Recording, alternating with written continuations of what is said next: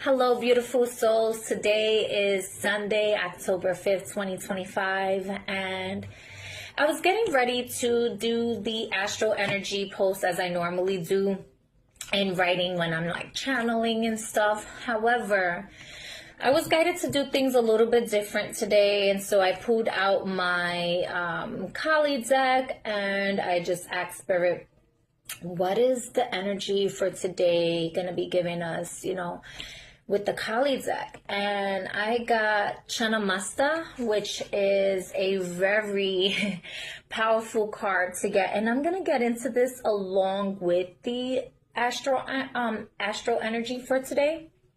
So I just want to show y'all here really quick how this card looks. And excuse my lighting because I do like to channel a bit more in like the dark or dimmer lights.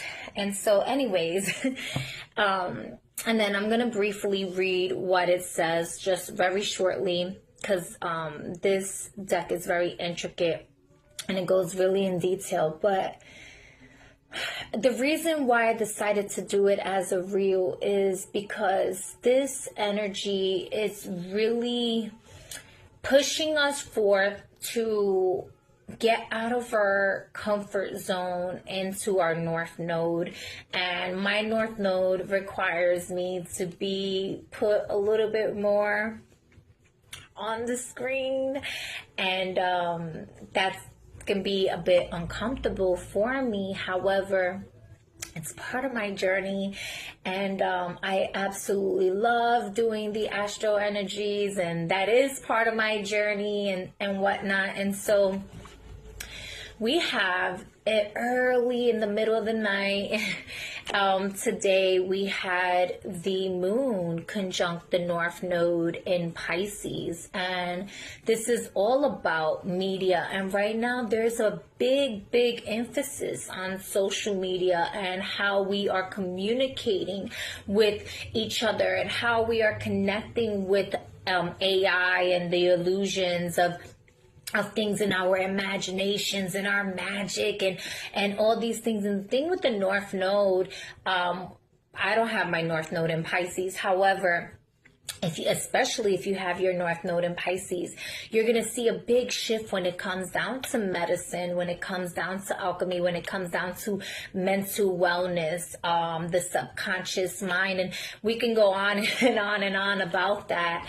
And so I like to do the Astro energy for personal development purposes. So it's a little bit more personalized, but not personalized to you per se, unless you actually wanted to dive deeper into your chart.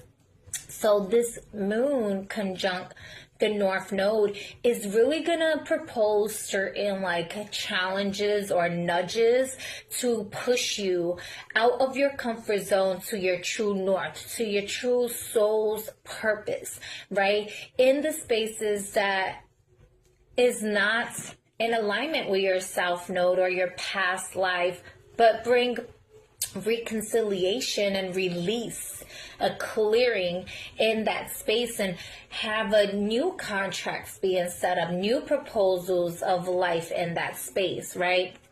Then we also have the moon opposite Venus, and with this energy, the moon being opposite Venus, it can be really uncomfortable in the sense where, Venus is already in her fallen in Virgo.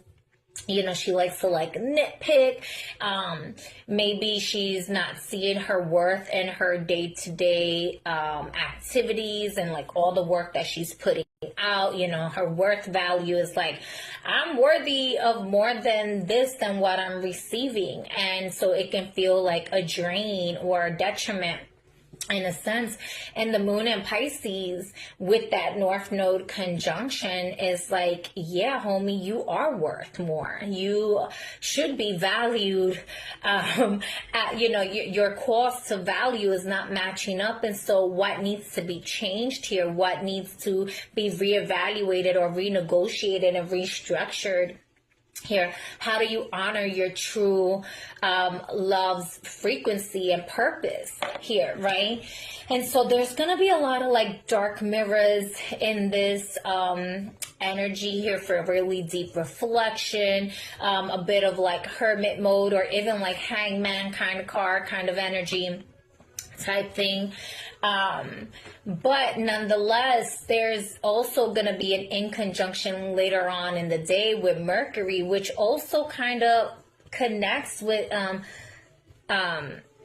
Chinamasta here, right? With the severing and the disconnection between the heart and the mind, essentially, in this space here.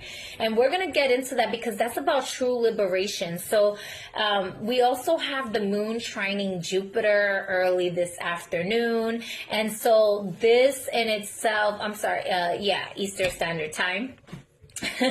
And so, you know, this energy truly during noon, like 12:15 noonish energy. It's 1:11 right now as I look at the clock. So that was about an hour ago.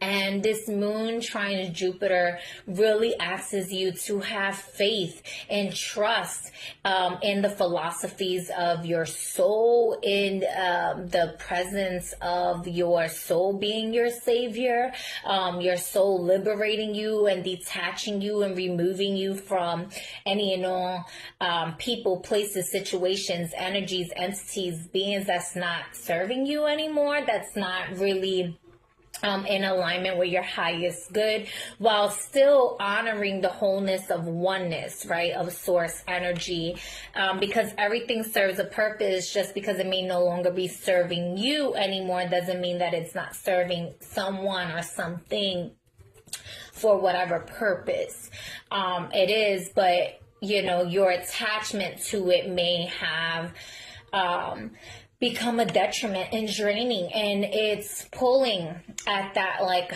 you know, the opposition that Venus had with the moon, right? It's not honoring your value. It's not honoring, you know, the beauty of life for you in that space. And Jupiter wants you to expand and to grow and to trust in the miracles of life, in your, you know, faith without works is dead. So still putting in the work, and really allowing yourself to be in alignment with what is of honor and integrity for you. That is what we keep it justice. That's justice in that space there.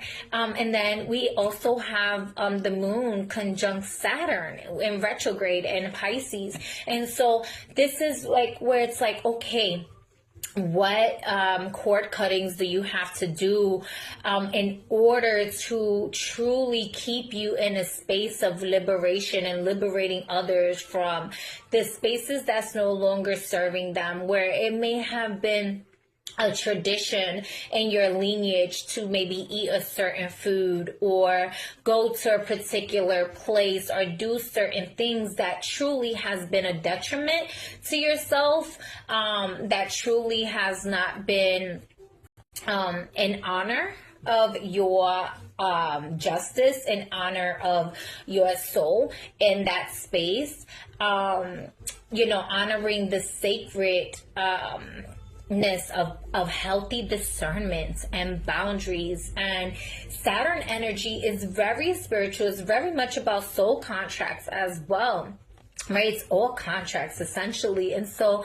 with the conjunction to the North Node, it's really going to have this, like, are you honoring your soul's contract and re-establishing these contracts to work in your favor moving forward here? This is like the tying up the loose ends, right? Because we already had Saturn in Pisces, and, you know, prior to. So with it being in retrograde here, it's like, you know, Saturn is going to get ready to go into Aries again next year. This is your time to really, like, close up that which was already revealed to you when Saturn went into Aries, and it was showing you, like, the go time and the drive and the motion in there. Where were you maybe gaslighting yourself? Where were you creating this disillusionment to yourself, this Maya? I don't know why I feel guided to see.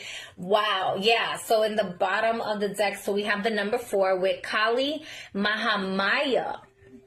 I can't make this shit the fuck up. All right. So let me just show y'all here.